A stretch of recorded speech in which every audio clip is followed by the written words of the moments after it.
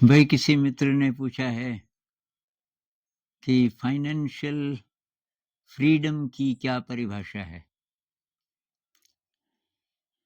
तो मेरे विचार से कबीर साहब ने एक दोहे में काफ़ी अच्छी तरह इसकी परिभाषा समझाई है। तो उन्होंने बोला कि साईं इतना दीजिए जामे कुटुम्ब समाए, मैं भी भूखा ना रहूं साधु न भूखा जाए। कहने का मतलब जामे कुटुम्ब समाए, आपकी जितनी रिस्पॉन्सिबिलिटीज हैं वो सब पूरी हो जाएं, आपके ये बीवी बच्चे घर परिवार माता पिता उन सब का खर्चा चल जाए, कमरे का किराया, पेट्रोल का खर्चा, गाड़ी का वगैरह वगैरह जो भी है, और साधु न भूखा जाए। थोड़ा सा एक्स्ट्रा कि कोई किसी की मदद करनी पड़े आपको, तो आपके पास कुछ ना कुछ तो होना चाहिए। तो ये बहुत सिंपल परिभाषा है, और ये कॉम्प्लेक्स होनी तब शुरू होती है जब फ्यूचर का डर आता है इंसान के अंदर। और ये डर ज्यादातर जिनके पास ज्यादा पैसे हैं उनके अंदर ही ज्यादा डर आता है। तो मान लीजिए पहले मैं सामान्य आदमी था, लेकिन मेरा काम ठीक ठाक चल रहा था, और उसके बाद धीरे धीरे धीरे अब मेरे पास पैसा आ गया। अब महत्वाकांक्षा बढ़ जाती है और डर भी बढ़ जाता है। डर ये कि कल के दिन मैं बीमार हो जाऊं, या कोई बीमार हो जाए, मेरी पत्नी बीमार हो जाए, मेरे बच्चे बीमार हो जाए। और तो आजकल तो बहुत खर्चा आता है, किसी को कोई सीरियस बीमारी हो जाए तो 8-10 लाख तो मामूली बात है, इतना खर्चा तो हो ही जाता है।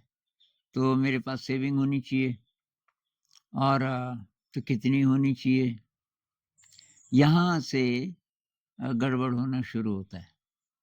अब कुछ चीजें तो ऑब्वियस हैं कि वो आपकी साइकोलॉजिकल डिपेंडेंस है दुनिया पे।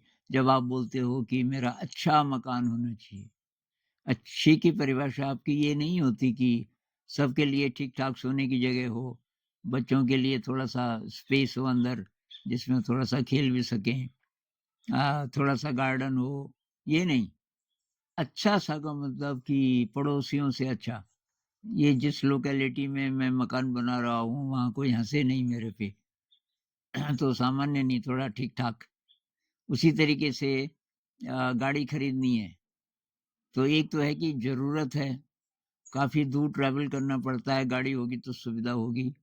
लेकिन आप तो इसलिए खरीद रहे हो कि तब मेरा स्टेटस थोड़ा सा ऊंचा हो जाएगा।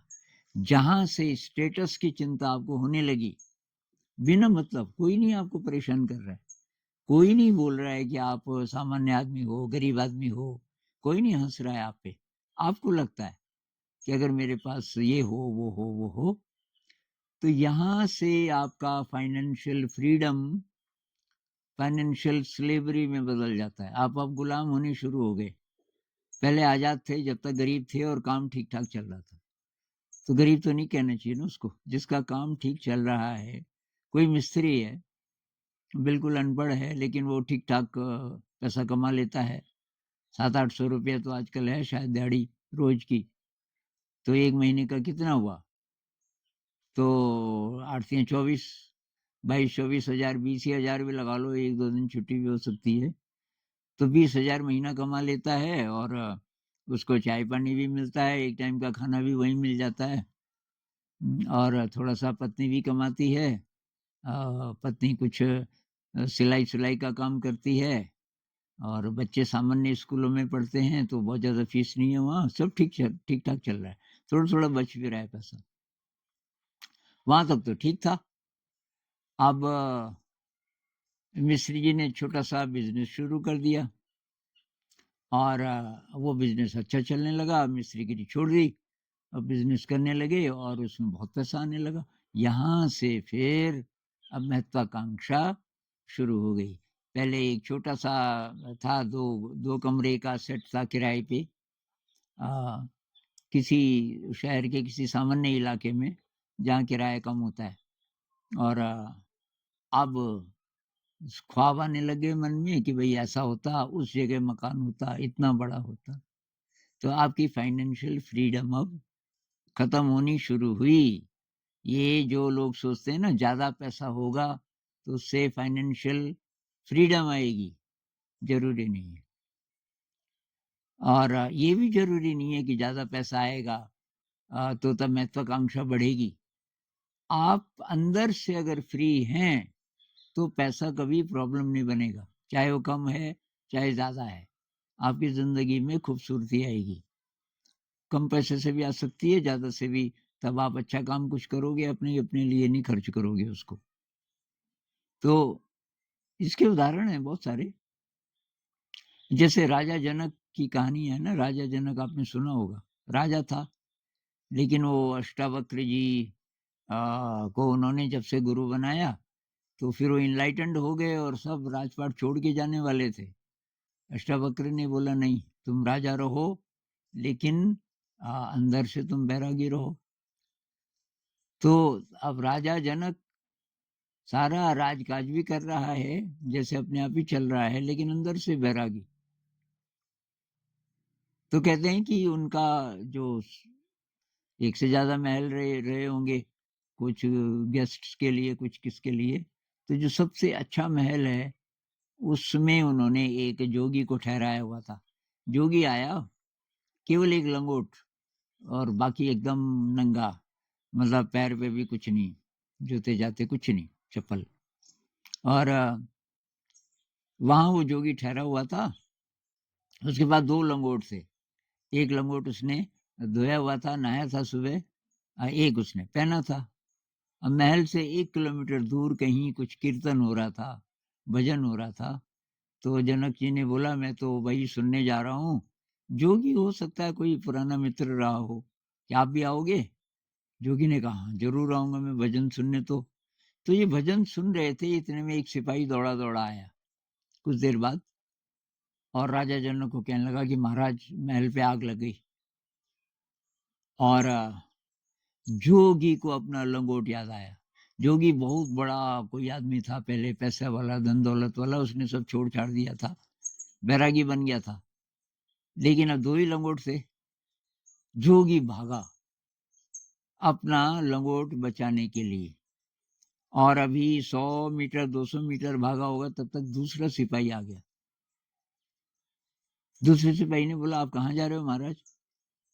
यार कि महल पे आग लग गई, अभी-अभी सूचना मिली, और वहाँ तो मेरा, कि नहीं लगी आग, ये झूठी खबर थी, ये पता नहीं किसने ये फैलाई। फिर हमने जांच पड़ताल की, महल बहुत बड़ा था, तो नहीं लगी कि आग नहीं लगी। आपकी वो भजन सुनने गए थे ना, कि हाँ, आप सुन लीजिए। अब जोगी जब वापस गया तो उसने देखा कि जनक जी पे कोई फर्क नहीं पड़ा, वो झूम रहे हैं भजनों पे, कोई बहुत बढ़िया भजन गा रहा था, और राजा जनक उसका रस ले रहे थे। अब जोगी ने बोला, जिसका तो इतना बड़ा महल जल रहा है, उसपे तो कोई फर्क ही नहीं पड़ा, और मैं एक लंगोट के लिए भागा, तो कहाँ त्याग किया मैंने। और बहुत ग्लानि, उसको बहुत ज्यादा रिग्रेट की, कुछ नहीं मैंने पाया, सब छोड़ दिया, लेकिन मेरे अंदर जो मोह है, जो चिपकाव है, अब मैं लंगोट से चिपका हुआ हूँ। तो जब भजन खत्म हुआ, जोगी ने राजा जनक को पूछा, महाराज एक बात बताइए, आपने वो खबर सुनी ना अच्छी तरह से? कि कौन सी? कि सिपाही नहीं आया था कि महल पे आग लग गई? हाँ हाँ, सुना था। तो आपको कुछ नहीं हुआ? क्या होना था? अब आग लगी तो लगी, अब तो मैं तो बुझाऊंगा नहीं, बुझाने वाले भी वही हैं। तो अगर बुझाएंगे तो बुझाएंगे, नहीं बुझाएंगे तो जलेगा, इसमें मेरा तो कुछ लेना देना नहीं था। कि आप तो लगातार ये भजन का रस लेते रहे, हाँ यार, की इसमें मैं किसी चीज को बाधा नहीं बनने देना चाहता था। दूसरी बात, मेरा रोल नहीं था इसमें, आग लगी तो इसमें मेरे लिए तो कुछ था नहीं करने को, तो मैं क्यों फिर चिंता करूं। महाराज की, आपने देखा कि मैं तो भागा, क्या अच्छा, कि मुझे हाँ कुछ तो पता चला कि आप शायद गए कहीं, महाराज कि मैं इसलिए गया कि मेरा लंगोट था वहाँ।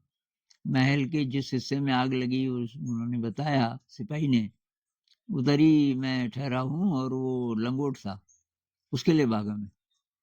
तो राजा जनक यहाँ से अच्छा अच्छा की लंगोट बहुत प्रिय है। अरे महाराज सब छोड़ के आ गया मैं, सारी धन दौलत करोड़ों अरबों की सब छोड़ के आ गया, लेकिन अंदर से नहीं छोड़ा। अब लंगोट है तो अब उसी पे आसक्ति है। तो बात ये है कि एक तो जिंदगी का आपका मकसद क्या है, क्यों चाहते हो फाइनेंशियल फ्रीडम। आपकी जो भी परिभाषा हो फाइनेंशियल फ्रीडम की, कि इतना पैसा हो, ये हो, वो हो, वो हो, वो सब आ भी जाएगा। तो आपको लगता है कि आप कैटरपिलर से बटरफ्लाई बन जाएंगे। मेरा मतलब इवोल्यूशन, ज्यादातर लोग रेंग के चलते हैं ना धरती पे कैटरपिलर की तरह। तितली का मतलब है कि आकाश में उड़ना सीख गए आप। हमारा जो इंसान का इवोल्यूशन है उसमें जिस जिस साधन की आवश्यकता है बस वही चाहिए, उससे ज्यादा हमें कुछ नहीं चाहिए। फ्यूचर का डर, अब थोड़ा बहुत तो खैर है ही ना, संत लोग भी कहते हैं थोड़ा सा बचा के रखो, साधु न भूखा जाए, किसी की मदद हो सके, तो उतना तो होना चाहिए। लेकिन ये जो डर रहता है ये ना हो जाए वो ना हो जाए, कोई बीमारी ना पकड़ ले मुझे या मेरे औरों को, या मेरा जो बेटा है उसको बहुत बड़ा जो कम्पिटिटिव एग्जाम है, कोई बड़ा इंस्टीट्यूट है, तब मैं वहां भेजूंगा तो कितना पैसा लगेगा इत्यादि। तो आपकी महत्वाकांक्षाएं बढ़ती जा रही हैं, तो फिर आप तो गुलाम होते जा रहे हैं ना। आप भविष्य छोड़ क्यों नहीं देते किसी बड़ी शक्ति पे। अब आप ईश्वर अल्लाह कुछ नहीं मानते तो ब्रह्मांड को तो मानते हो ना, यूनिवर्स को। भाई सोते समय आपको ऐसी चिंता होती है कि रात को कहीं सांस न रुक जाए, तो एक डॉक्टर को पास में बैठा के रखना पड़ेगा, मशीनें लगानी पड़ेगी, मशीनें मॉनिटर करती रहें कहीं ऐसा ना हो जाए 3 मिनट के लिए सांस बंद हो जाए। मतलब आप ठीक ठाक हैं तो आपको विश्वास होता है ना कि सब ठीक है, मुझे ऑक्सीजन मिलता रहेगा, क्यों है विश्वास। अगर आप किसी बड़ी शक्ति पे विश्वास नहीं करते तो आपको ये विश्वास क्यों है कि आपकी देखरेख कोई बड़ी शक्ति करेगी। आप तो नहीं कर रहे ना, आप तो सो गए। क्यों ठीक चल रही है आपकी मशीन, क्यों आपकी सांस चलती रहती है। वो कोई शक्ति तो है ना, उसको कुछ भी नाम दो। वैज्ञानिक बोलेंगे कि साहब अंदर ये होता है, इसके कारण आपकी सांस चलती है। वो तो आप शरीर में क्या क्रिया होती है वो बता रहे, चला कौन रहा है, कोई तो शक्ति होगी ना।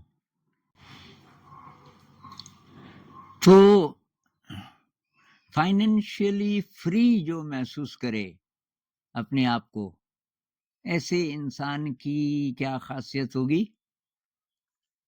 एक तो भाई उसको विश्वास होगा किसी बड़ी शक्ति पे, वो शक्ति मेरी जिंदगी को संभाल रही है, मैं अपना काम करूंगा, मुझे कब क्या करना है इसकी अक्ल आ जाएगी। अंदर से आवाज आती है, जब आप कुछ गड़बड़ करने वाले हैं तो इशारे आ जाते हैं कि कुछ ना कुछ गड़बड़ है, रुको पहले पता करो क्या करना है। तो जो सही होगा मैं वही करूंगा, और मुझे विश्वास है कि सही समय पे मुझे सही दिशा मिल जाएगी। और कब क्या करना है तो उसकी मुझे दिशा मिलती रहेगी। और जो पैसा आ रहा है मेरे पास, धन दौलत आ रही है, उसका मैं सदुपयोग करूंगा अपने लिए, जो जो जरूरत है। उसके बाद जो अतिरिक्त है उसको मैं लगाऊंगा किसी और काम पे। कबीर साहब एक और दोहे में कहते हैं ना कि जो जल बाढ़े नाव में, घर में बाढ़े दाम, घर में धन दौलत जब बढ़ने लगे, दोनों हाथ उलीचिए यही सजन को काम। तो उसको उलीचिए मतलब बाहर निकालो, घर में मत जमा करो। घर का मतलब आज के जमाने में बैंक में या कहीं भी। तो ये उसी तरह जैसे नाव के अंदर पानी बढ़ने लग जाए नाव डूब जाएगी। तो ज़िंदगी आपकी अ, एक तरीके से डूबने लग जाएगी अगर आप अतिरिक्त धन-दौलत बिना मतलब के जमा करते रहोगे। बस जितना आवश्यक है प्लस थोड़ा-सा एक्स्ट्रा, बहुत थोड़ा-सा एक्स्ट्रा। ये नहीं कि कल मुझे कोई बड़ी बीमारी हो जाए तो कितना चाहिए, तो इतना उसके लिए, इतना उसके लिए। अरे बीमारी हो जाएगी तो बड़ी शर्त पे छोड़ दो, फिर देखेंगे क्या होगा। हाँ, तो अभी तो आप क्या करो कि जो भी अतिरिक्त है वो आप समाज के लिए खर्च करो। ऐसा ऐसा नेचर होगा उस व्यक्ति का जो फाइनेंशियली फ्री है, कि उस चाहे वो मिस्त्री है, चाहे वो कारपेंटर है, चाहे वो बहुत बड़ा बिजनेसमैन है, बिलियनेयर है, कोई भी है, लेकिन वो अंदर से फ्री है और साइकोलॉजिकली दुनिया से फ्री है। वो इससे प्रभावित नहीं होता कि लोग क्या कहेंगे। और जो अतिरिक्त पैसा है उसको फालतू जमा नहीं करता, उससे वो समाज में कुछ अच्छा काम करता है, फ्री रहता है अंदर से। उसको पता है कि कोई ये नहीं है असली शक्ति, ये तो काम चला हुआ है। असली शक्ति तो मेरे अंदर की वो फीलिंग है कि कुछ विराट है, कुछ विराट है जिसका एक्सप्रेशन ये शरीर है। अभी इतनी बात करें। नमस्कार।